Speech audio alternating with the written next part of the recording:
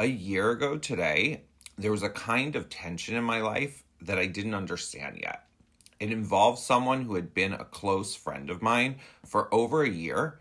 We spent a lot of time together, 2, 3, sometimes 4 nights in a week, dinners, long conversations.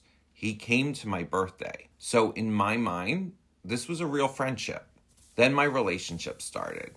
And as it got more serious, something in the dynamic between us began to shift. Not in a dramatic way, no big confrontation, just small signals that things were no longer as simple as they had been before. Comments that created friction. Moments where I felt like I was being subtly challenged or tested. Nothing that could easily be pointed to in a single moment, but enough that the environment started to feel tense. At the time, I didn't have language for why that tension affected me so strongly. Now I understand something about neurodivergent brains that people don't talk about very much.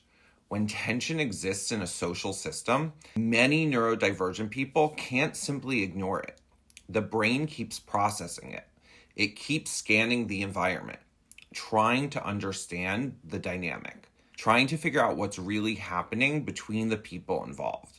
And if the tension never gets acknowledged or resolved, that processing never stops. It becomes background load on the nervous system. Every interaction gets filtered through it. And looking back now, I can see that this dynamic created far more stress in my system than I even realized at the time.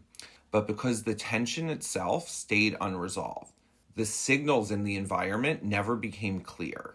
And my brain kept trying to solve a social puzzle that nobody else seemed to want to name.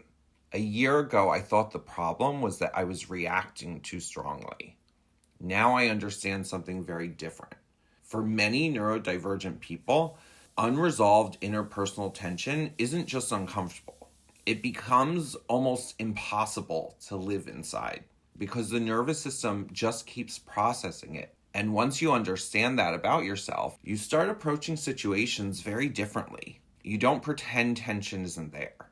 You work toward clarity. You work toward resolution.